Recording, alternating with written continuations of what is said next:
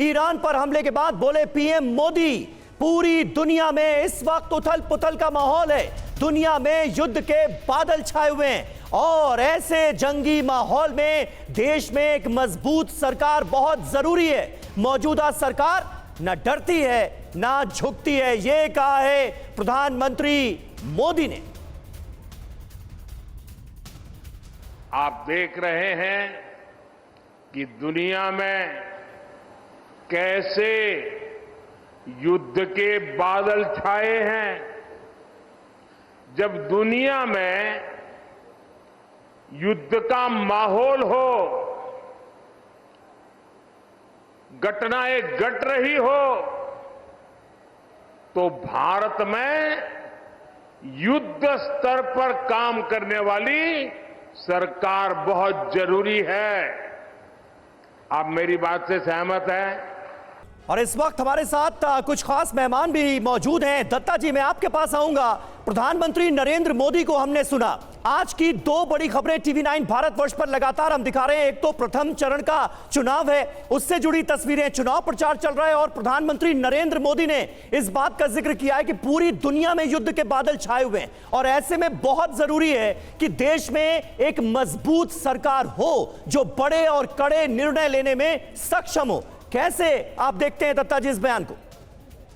देखिए, बिल्कुल इसमें कोई शक नहीं है कि जो आज के दिन में पूरा दुनिया के अंदर एक जियोपॉलिटिक्स और जो एक अनसर्टेनिटी का माहौल है, उसके अंदर हर एक देश को सक्षम होना पड़ेगा, अपना सेल्फ रिलायंट होना पड़ेगा और अपनी क्षमता से अपनी रक्षा करने की काबिलियत रखनी पड़ेगी।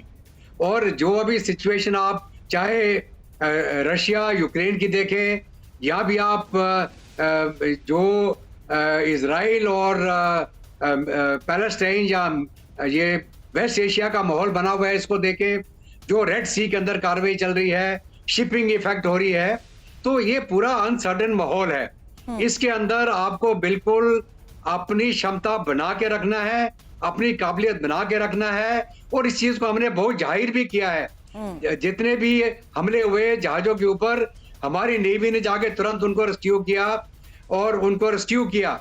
ये हमारी क्षमता को दिखाता है। इसको लेके जो अभी माहौल बना हुआ है इजराइल और ईरान का, ये कभी भी स्नोबॉल हो सकता है। और मैं छोटा सा आपको एक इनपुट देना चाहूंगा, जो इजराइल का भी काउंटर ऑफेंसिव हुआ है, ये एक प्रोबिंग अटैक था।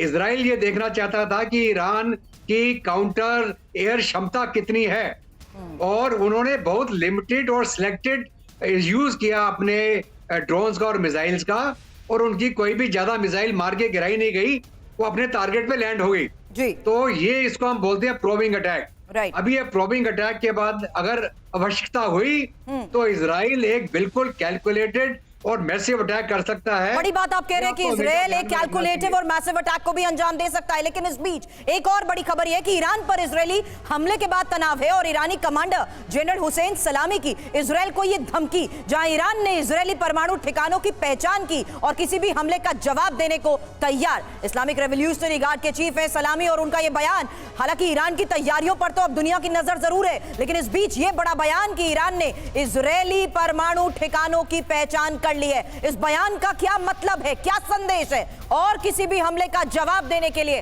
तैयार, यह बयान इस्लामिक रेवोल्यूशनरी गार्ड के चीफ सलामी का।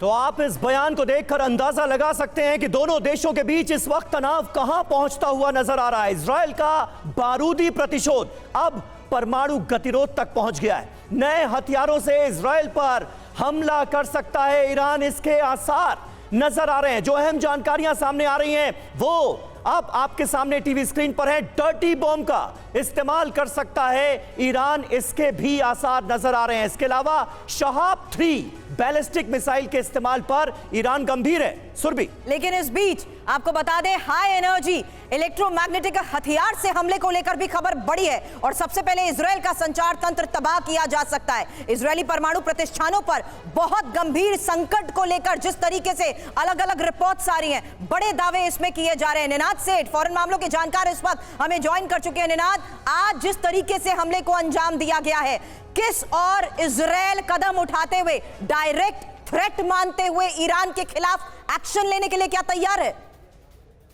मुझे लगता है कि अगर आप बॉक्सिंग फॉलो करते हैं तो बॉक्सिंग में पहले जैबिंग की जाती है कि 2-4 बार आप जो आपका ओपोनेंट होता है उसके साथ उसको आराम से प्रोबिंग करते हैं कि जैब करते हैं कि वो ये मुक्के ले पा रहा है, क्या वो अपने आप को बचा पा रहा है कि नहीं। उस तरह का आज हुआ है एक वाकया। इजराइल जो है इस तरह के छोटे से रिटेलिएशन से सेटिस्फाइड नहीं होगा। इस वक्त 3 चीजें हो रही है। पहला, अमेरिकी दबाव बहुत है नेतन्याहू पे कि इजराइल ईरान की फ्रंट फुल्ली ना खोले। तो मुझको लगता है कि इजराइल की जो स्पेशल फोर्सेस हैं वो अब आएंगी और वो अटैक करेंगी। इस तरह के अपफ्रंट मिसाइल अटैक शायद अभी ना हो, पर उसका मतलब ये नहीं कि ईरान में तबाही नहीं होगी। दूसरी बात, तो ईरान कह रहा है, मुझको तो लगता है कि बहुत बड़ी बड़ी बातें कर रहा है। इतना आसान नहीं है इजरायली एरोस्पेस में घुसपैठ करके अटैक करना इजराइल के ऊपर। तो मुझको लगता है ये एक डराने धमकाने की बात है, इसमें इसके पीछे बहुत बड़ी स्ट्रेटेजी नहीं है। हालांकि हमने ठीक है, आपको डराने धमकाने की बात ये ज्यादा नजर आती है। सुमित, जरा ये बताइए कि दोनों ही देशों का जो मौजूदा रुख है वो ये साफ कर रहा है कि दोनों ही देशों के न्यूक्लियर एस्टैब्लिशमेंट्स जो हैं, जो न्यूक्लियर साइट्स हैं, वो एक दूसरे के लिए निशाने पर हैं।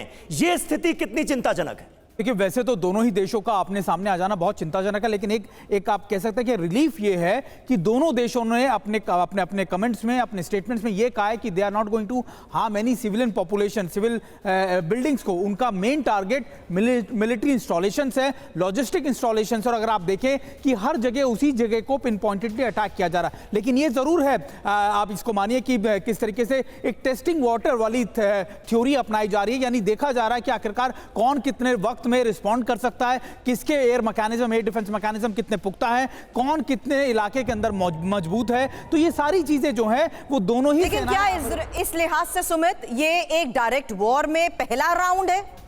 देखिए, ये आप इसको फुल फ्लेजेडली वॉर नहीं कह सकते, आप इसको टेक्टिकल स्मॉल ऑपरेशंस कह सकते हैं कि आप अटैकिंग, कि आप एक बार अटैक करते हैं उनके इंस्टॉलेशंस पे, फिर दोबारा से वो रिटेलिएट करता है।